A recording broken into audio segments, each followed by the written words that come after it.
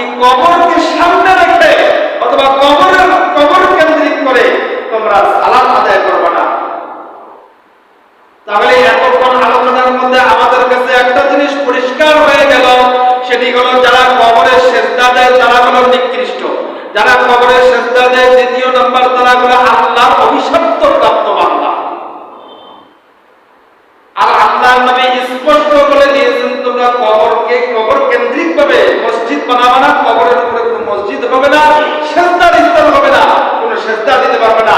এমনকি মসজিদে কবরের